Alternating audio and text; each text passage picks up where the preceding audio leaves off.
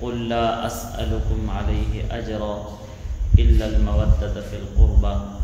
وقال الله تبارك وتعالى في مقام آخر محمد رسول الله والذين معه أشداء على الكفار رحماء بينهم. صدق اللہ العظیم. ماہ محرم الحرام کے ابتداء میں حضور سید الشہداء امام علی مقام امام حسین رضی اللہ تعالی عنہ علیہ السلام کے پاک بارگاہ میں نذرانہ عقیدت کے لیے حاضر ہیں. یہ تقریب سعید انجمن غلامان مصطفیٰ انٹرنیشنل کے زیر اہتمام ماہ رمضان المبارک کی طرح اس مرتبہ ماہ محرم الحرام میں بھی اس کا انعقاد کیا گیا ہے. محرم الحرام کا مہینہ ہے. اس ماہ مقدسہ میں عموماً شان اہل بیت اطہار رضی اللہ عنہم بیان ہوا کرتی ہے. قرآن کریم برہان رشید کے اندر اللہ وحدہ لا شریک نے ارشاد فرمایا قل لا اسألکم علیہ اجرا الا المودۃ فی القربى، کہ میں تم سے شریعت کے احکام سکھلانے پر، دین متین کے احکام تمہیں بتانے پر، دین اسلام کے دامن میں تمہیں دامن رحمت میں جگہ دینے پر کچھ بھی طلب نہیں کرتا، کوئی اجرت نہیں مانگتا. الا المودۃ فی القربى، ہاں ایک مطالبہ ہے کہ میری اہل قرابت سے محبت کرو، مودت کرو. اور یاد رکھیں اہل بیت اطہار رضوان اللہ علیہم اجمعین وہ نفوس قدسیات ہیں جن کی محبت، جن سے عقیدت، جن سے لگن، جن سے پیار کا مطالبہ کسی انسان نے نہیں کیا، بلکہ اہل بیت اطہار سے محبت اور مودت کا مطالبہ خود خالق کائنات نے ہم سے کیا ہے اور قیامت تک مومنین سے کیا ہے. اور حضرت سیدنا صدیق اکبر رضی اللہ تعالیٰ عنہ سے لے کر صبح قیامت تک آخری فرد مومن تک ہر ایک سے یہ مطالبہ ہے، اور ہر ایک اپنے اپنے استطاعت اور اپنے اپنے علم و فہم کے مطابق اہل بیت اطہار سے محبت کرے گا. کہ آج پرفتن دور میں ہر اعتبار سے اہل بیت اطہار کو اور میرے پاک نبی صلی اللہ علیہ وسلم کے اصحاب کو آپس میں لڑانے کی کوشش کی جاتی ہے، خصوصاً خلفائے ثلاثہ اور اہل بیت اطہار مولا کائنات حضرت فاطمہ الزہرا حسنین کریمین کے نفوس قدسیات، اور پھر خلفائے ثلاثہ کے بعد حضرت سیدنا امیر المومنین امیر معاویہ رضی اللہ تعالی عنہ کو نشانہ بنایا جاتا ہے. یہ بالخصوص میں نے عرض کیا. بالعموم تمام صحابہ کرام الا ماشاءاللہ چند ایک صحابہ کو چھوڑ کر باقی تمام صحابہ کو اہل بیت اطہار کا گستاخ قرار دیا جاتا ہے. اہل بیت اطہار سے اصحاب رسول کی جنگ بتائی جاتی ہے، حالانکہ بات اس طرح نہیں ہے. سب سے پہلی بات وہ جو صحابہ کرام رضوان اللہ علیہم اجمعین کے نفوس قدسیات ہیں، وہ جو پہلے قرآن کے نزول کے بعد قرآن کے سامعین ہیں، وہ جو مصطفیٰ کریم صلی اللہ علیہ وسلم کے بارگاہ سے سب سے پہلے قرآن سننے والے، جب ان کو حکم ہوتا ہے کہ نماز قائم کرو نماز کی فرضیت کا، تو کوئی صحابی تاریخ میں کوئی صحابی نماز کے اندر سستی کرتا ہوا نظر نہیں آتا. جب حکم ہوتا ہے کہ رمضان کے روزے فرض ہیں تو کوئی بھی صحابی تاریخ کے اندر ماہ رمضان کے احترام اور تعظیم میں سستی کرتا ہوا نظر نہیں آتا. جب حکم ہوتا ہے کہ زکوٰۃ فرض ہے کوئی بھی صحابی زکوٰۃ کی ادائیگی میں سستی کرتا ہوا نظر نہیں آتا. جب حکم ہوتا ہے کہ حج بیت اللہ فرض ہے تو کوئی بھی صحابی حج بیت اللہ استطاعت کے باوجود اس کی ادائیگی میں سستی کرتے ہوئے نظر نہیں آتا. یہ عجیب بات ہے کہ اسی قرآن نے حکم دیا کہ اہل قرابت سے محبت ہو، اہل قرابت سے مودت کرنی ہے. یہ مصطفیٰ کا مطالبہ، یہ رسول اللہ صلی اللہ علیہ وسلم کا خود اپنا مطالبہ اور ذات خدا کا بھی مطالبہ ہے، ذات مصطفیٰ کا بھی مطالبہ، اور ذات جو ہے خود اللہ کے کلام نے یہ ارشاد فرمایا کہ جن صحابہ کرام نے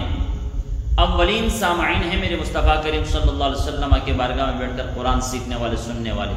صحابہ کرام کے نفوس قدسیات ہیں، جنہوں نے قرآن کے ہر حکم کو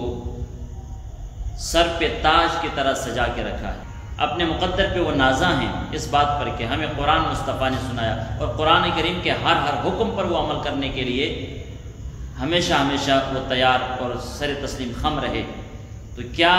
یہ گمان کبھی کیا جا سکتا ہے کہ صحابہ ہو کر نماز کی فرضیت سے تو پیچھے نہیں ہٹتے، رمضان کے روزوں کی فرضیت سے میں تو سستی نہیں کرتے،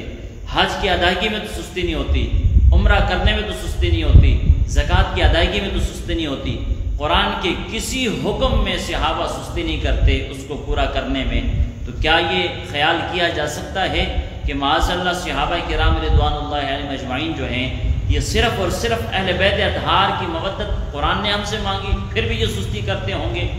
اہل بیت اطہار کی محبت اور مودت قرآن نے ہم سے مانگا ہے اور رسول اللہ صلی اللہ علیہ وسلم نے ہم سے مانگا ہے، اور خود خالق کائنات نے اس کا مطالبہ کیا ہے امت مسلمہ سے، اپنے محبوب صلی اللہ علیہ وسلم کے اہل بیت سے مودت کا یہ مطالبہ اللہ نے کیا ہے۔ قطعاً یہ بات نہیں ہو سکتی کہ صحابہ قرآن کے تمام احکامات پہ عمل کرتے ہوں، صرف اور صرف اہل بیت کے معاملے میں قرآن کے حکم سے روگردانی کرتے ہوں، یہ عقل بھی تسلیم اس بات کو نہیں کرتی، ورنہ قرآن نے تو نقل کے اندر تو بے شمار ایسے دلائل ہیں، قرآن کے بے شمار ایسی آیات بینات ہیں جن میں صحابہ کرام کو زندگی میں ہی جنت کی بشارت دے دی گئی ہے، زندگی میں ہی کامیابی کی بشارت دے دی گئی ہے، زندگی میں ہی ان کے جنت کی بشارت انہیں دی گئی ہے، ہر طرح کی کامیابی کی بشارت دی گئی ہے، بلکہ صرف ان کے اپنی کامیابی نہیں، قیامت تک صحابہ کرام کی سیرت کو امت کے لیے نمونہ کے طور پہ قرآن و حدیث میں پیش کیا گیا ہے۔ اللہ وحدہ لا شریک نے ارشاد فرمایا محمد الرسول اللہ،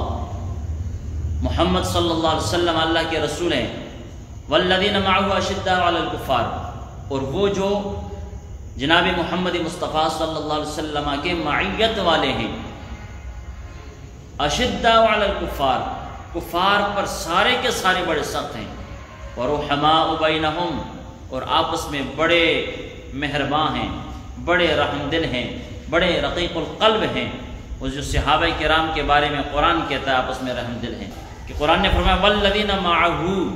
وہ جو محمد رسول اللہ صلی اللہ علیہ وسلم کے معیت والے ہیں، صحبت میں بیٹھنے والے ہیں، درجہ صحابیت پانے والے ہیں، وہ کفار پر بڑے سخت ہیں اور آپس میں بڑے نرم دل ہیں، رحم دل ہیں۔ تو ایمان سے بتائیے کون ہے جو بندہ قیامت کی صبح طلوع ہونے تک رسول اللہ صلی اللہ علیہ وسلم کے اہل بیت اطہار میں سے ایک بھی فرد کو رسول اللہ کی معیت سے نکال سکتا ہے؟ سیدنا صدیق اکبر رضی اللہ تعالیٰ عنہ سے لے کر میرے آقا کریم صلی اللہ علیہ وسلم کے آخری صحابی تک ایک بھی صحابی کو کون شخص ہے جو رسول اللہ صلی اللہ علیہ وسلم کے قرآن نے جو معیت بیان کی اس معیت سے وہ خارج کر سکتا ہے؟ تو جب سارے صحابہ رسول اللہ کی معیت والے ہیں، سارے اہل بیت اطہار رسول اللہ کے صحابی بھی ہیں حسنین کریمین سمیت، اور پھر حضور کے اہل بیت اطہار ہونے کی سعادت کو انہیں حاصل ہے، تو وہ کیا اہل بیت اطہار رسول اللہ کی معیت والے نہیں اور صحابہ کرام رسول اللہ صلی اللہ علیہ وسلم کی معیت والے نہیں؟ اور قرآن کا یہ اعلان ہے کہ جو بھی جناب محمد مصطفیٰ صلی اللہ علیہ وسلم کے معیت والے ہیں، کلمہ پڑھ کے حضور کی غلامی میں آ گئے ہیں، اور جن کو ایمان پر موت نصیب ہوئی ہے، فرمایا اشداء علی الکفار رحماء بینہم۔ گویا قرآن کے ان آیات بینات سے یہ بات واضح ہوتی ہے کہ صحابہ کرام رضوان اللہ علیہم اجمعین اور اہل بیت اطہار رضی اللہ عنہم و سلام اللہ علیہم کے مابین کوئی ایسا جھگڑا نہیں تھا، کوئی ایسی دشمنی نہیں تھی، کوئی ایسی عداوت نہیں تھی، کوئی بغض و عناد اور نفرت نہیں تھا۔ اختلاف رائے ہونا کسی معاملے میں کسی مسئلے میں الگ بات ہے، نفرت ہونا الگ بات ہے۔ نفرت صحابہ و اہل بیت کے اندر مابین کوئی نفرت تاریخ گواہ ہے کہ کوئی نفرت نہیں پائی گئی۔